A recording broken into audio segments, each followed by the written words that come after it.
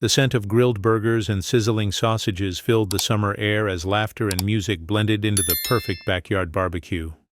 Loranda and I had just moved into our dream home 6 months ago, a cozy little place in what seemed like a friendly suburban neighborhood. Sure, there was an HOA, but we figured it was just the usual trash rules, fence regulations, nothing too crazy. What we didn't know? The HOA president, Karen, was about to turn our perfect barbecue into an absolute nightmare. Loranda and I had spent all week planning this. We had invited friends, family, and even a few neighbors we had started to get to know. The grill was fired up. Tables were packed with food and drinks. Kids were running around playing. It was shaping up to be a great afternoon. Then, the gate swung open, and in stormed Karen. She was wearing her usual HOA-branded polo, clipboard in hand, and had a look on her face like someone had just run over her organic kale garden. "I demand that you stop this atrocious act of murder." The entire party went silent. One of my friends, Steve, furrowed his brow. "What?" Karen's eyes were wild, scanning the grill like she had just walked in on a crime scene. "You're all murderers!" she shrieked. I sighed. Here we go. This wasn't the first time Karen had made passive-aggressive remarks about our eating habits. When she saw us grilling a few weeks ago, she muttered something about supporting cruelty. When I brought home a steak dinner from a local restaurant, she wrinkled her nose and called it disgusting. When she saw my grocery bags filled with meat, she said, "Some of us actually care about the planet." I always brushed it off. But this time, she was loud, furious, and absolutely unhinged. "Karen," I said, trying to keep my cool, "would you like something to eat? I know you don't eat meat, but we have salads." "You think you can distract me with salad?" she snapped. I clenched my jaw. This woman was actually losing it. Karen glared at the grill, crossing her arms. "Firstly, the music is too loud." I nodded. "Fine, I'll turn it down." I walked over to the speaker and lowered the volume. "Secondly," she continued, "the smell of your disgusting meat is making me sick." I resisted the urge to roll my eyes. "Karen, it's a barbecue. There's going to be a smell. You need to stop immediately." I shook my head. "That's not happening." Karen's face twisted in rage. "Then you leave me no choice," she said. And that's when things really got out of control. Karen marched up to my friend Katie, who was holding a plate with a juicy burger. Without warning, Karen snatched the burger from her plate and flung it into the garbage. The entire party gasped. "Are you insane?" I shouted. Karen ignored me. She moved to another guest, grabbing a hot dog off their plate and chucking it into the trash. "Murderers!" she yelled. "Apologize for what you've done!" I was seeing red. "Karen, stop!" I snapped. "You can't just throw away people's food." Karen laughed in my face. "Oh, but I can, and I will." Loranda stepped beside me, her voice firm. "If you don't leave right now, Karen, I'm calling the police." Karen's eyes gleamed. "Oh, please do. I'd love to see what the authorities think about your little murder party." I shook my head. "All right then." And just like that, Loranda pulled out her phone and dialed 911. Karen didn't flinch. She just stood there, smiling, like she actually thought she was in the right. 10 minutes later, a police car pulled into the driveway.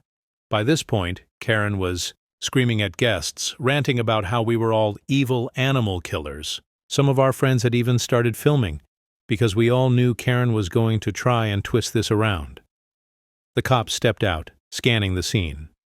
Officer Rudy adjusted his belt. "All right. What's the problem here?" Karen stormed toward him. "Officer, they are killing innocent animals. This entire event is a crime." The officer blinked. "You mean a barbecue?" Karen nodded aggressively. "Yes. A disgusting display of bloodlust." Officer Rudy sighed. "Ma'am, barbecuing is not illegal." Karen's face contorted in rage.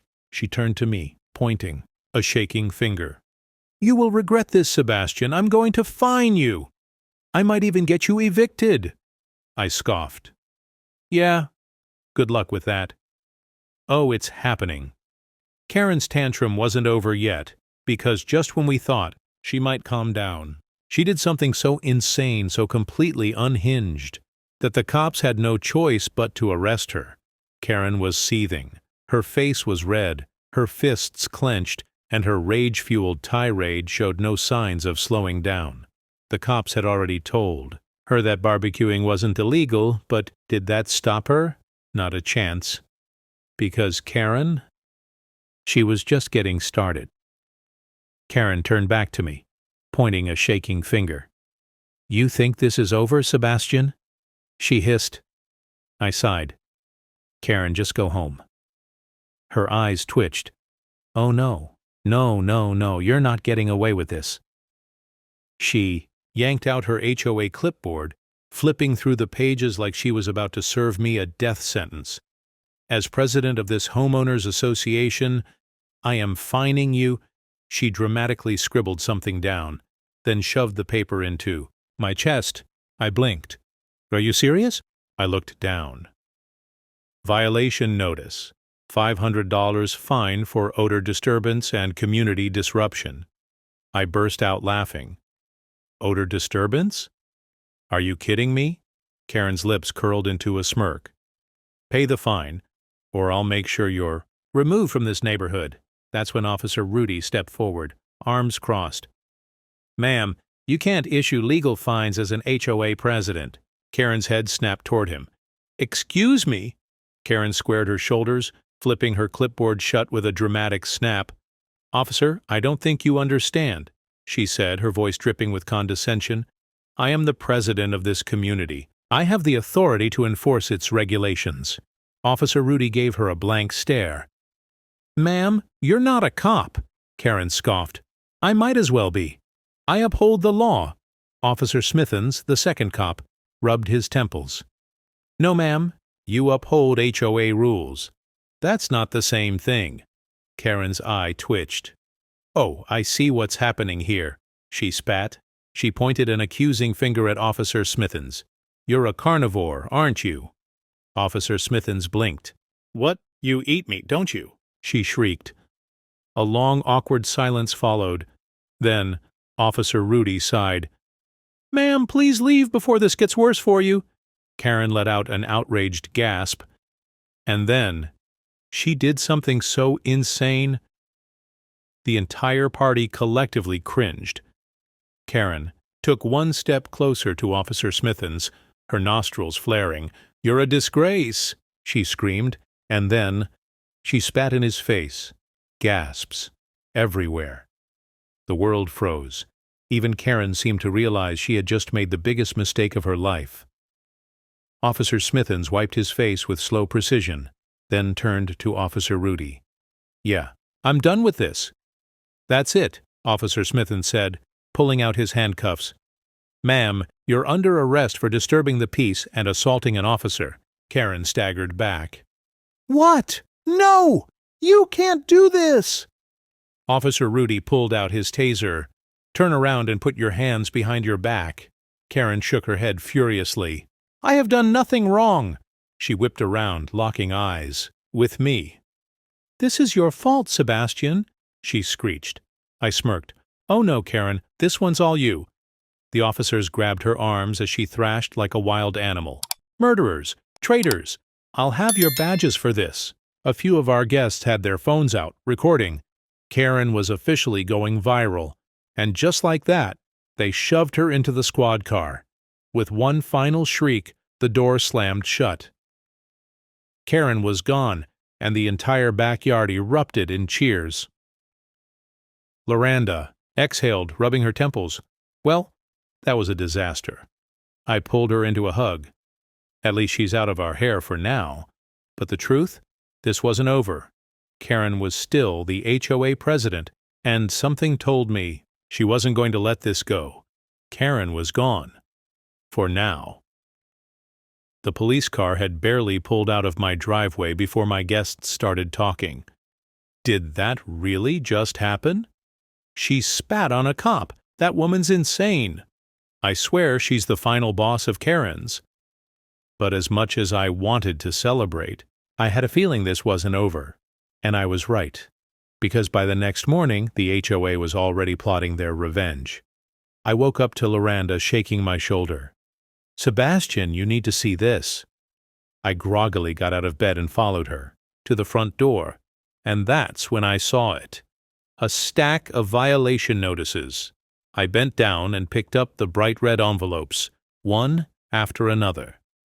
$250 fine, noise disturbance, $400 fine, unauthorized gathering, $500 fine, odor disruption, $1,000 fine, HOA president endangerment. I blinked. "President endangerment?" Loranda folded her arms.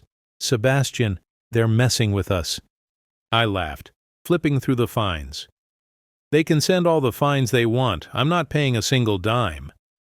But 2 days later, I realized the HOA wasn't just trying to fine me. They were trying to get me kicked out. That afternoon I checked the neighborhood online portal, and that's when I saw it. HOA meeting. Agenda. Special vote on the removal of Sebastian Jenkins. My stomach dropped. They were trying to vote me out of my own home. Loranda peeked over my shoulder. "This is insane." I exhaled sharply. "They're desperate. Karen's gone, and now they don't know what to do." "So, what's the plan?" she asked. I smirked. We crashed the meeting. That evening, Riley, our 80-year-old neighbor and local HOA historian/troublemaker, knocked on my door. "Sebastian," he said, his eyes twinkling. "Heard you're planning to take the HOA head-on." I sighed. "They're trying to kick me out." Riley grinned. "Then it's a good thing I kept records." He pulled out a folder bursting with documents. Old HOA meeting minutes, financial reports, copies of Karen's absurdly enforced fines. I flipped through the pages, and then I saw it. A document buried in the stack, the HOA bylaws. I scanned the fine print and grinned. They had just made a huge mistake. The next night, Loranda, Riley, and I walked straight into the HOA emergency meeting. The board members looked smug. A few of Karen's cronies whispered among themselves. They thought this was a done deal. The vice president, Mark, the guy now desperately trying to keep things under control, cleared his throat. "We are here to discuss the repeated violations committed by Sebastian Jenkins." I leaned back in my chair. "Oh, repeated violations?" I pulled out the stack of fines they had sent me, because last I checked, Karen was arrested for spitting on a cop. But I'm the one in trouble? Murmurs spread through the crowd. Mark flushed. "This isn't about Karen. It's about maintaining our community standards." I smirked. "Funny, because according to your own bylaws, this meeting is illegal." Mark's smug expression disappeared. "What?" I pulled out the HOA bylaws. A homeowner removal vote requires a 30-day written notice. Financial penalties exceeding $1,000 require a homeowner appeal process. Board members must disclose financial conflicts of interest. I slapped the papers onto the table. "You didn't follow any of your own rules." The room went dead silent. Mark looked like he was about to pass out. Riley grinned, nudging my arm. "You got 'em, kid." The homeowners weren't idiots. They saw what was happening, and they were tired of Karen's nonsense. "I've been fined for parking in my own driveway. Karen once told me my garden gnome ruined the neighborhood aesthetic. She charged me $300 because my garbage can was visible from the street."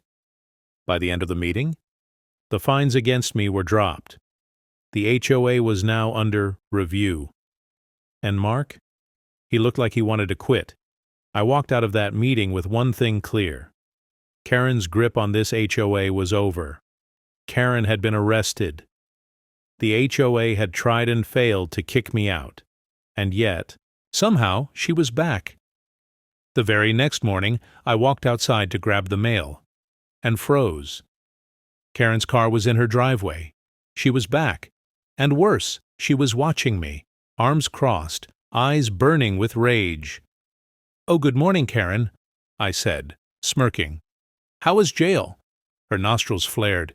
"This isn't over, Sebastian." I laughed. Actually, it kinda is. I held up the HOA's meeting notes. Karen had been officially removed as HOA president.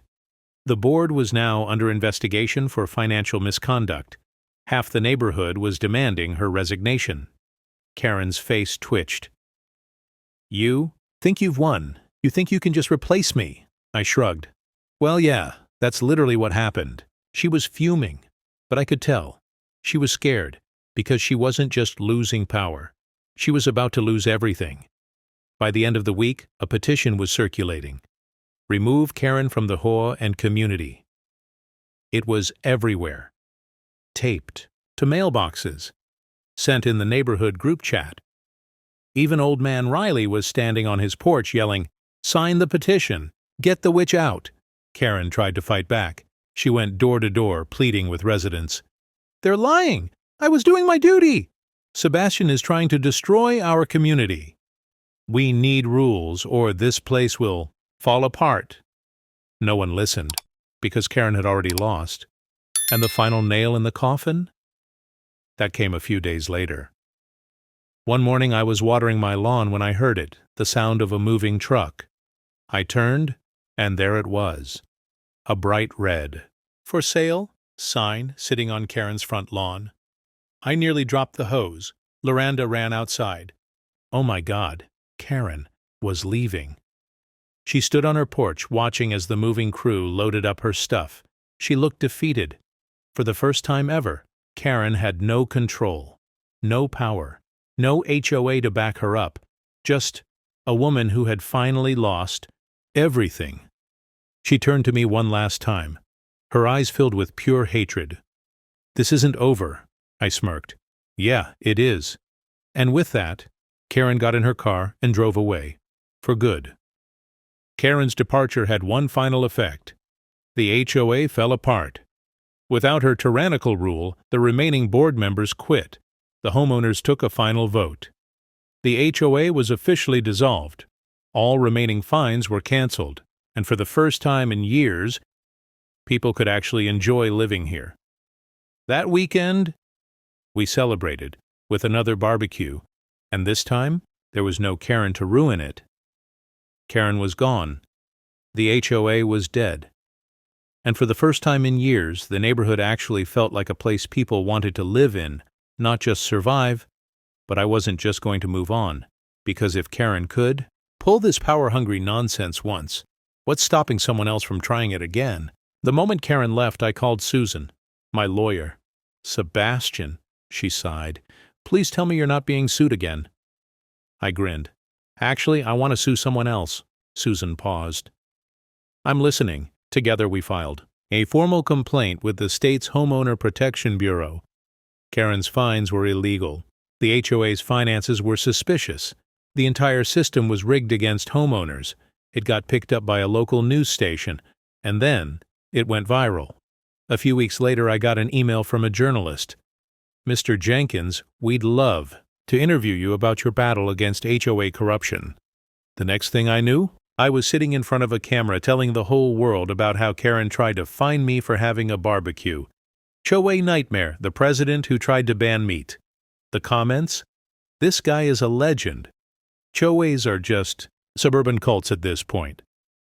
Petition to make Sebastian the official HOA slayer. And the best part? Lawmakers started paying attention. A few months later, a new bill passed in our state. HOAs could no longer fine homeowners. Without due process, HOA leaders were subject to strict financial oversight. Homeowners had the right to vote to dissolve an HOA without board interference. Karen's little reign of terror? It didn't just end in our neighborhood. It ended everywhere. One evening I was grilling steaks when Riley, our favorite whiskey-drinking, HOA-hating neighbor, shuffled over. "You know, kid," he said, watching the flames dance, "I didn't think anyone could take that woman down." I chuckled. Guess she underestimated me. Loranda walked over, wrapping an arm around me. "So, do we call this the official Karen is gone forever barbecue?" I laughed. "Absolutely. No HOA rules, no stupid fines, no power-hungry president screaming about odor violations. Just good food, good friends, and a neighborhood that finally felt like home. A few weeks later, Susan showed up at my house grinning. Guess who just made the news? I raised an eyebrow. Oh God, it's Karen, isn't it? Susan handed me a printed news article. Former HOA president banned from holding office after financial fraud investigation. I nearly spit out my drink. No way. Apparently, during Karen's HOA reign of terror, she had been skimming money from HOA dues, filing fake maintenance fees to pocket extra cash, using HOA funds for personal vacations. She wasn't just a terrible person, she was a criminal. And now, she could never be in charge of an HOA again.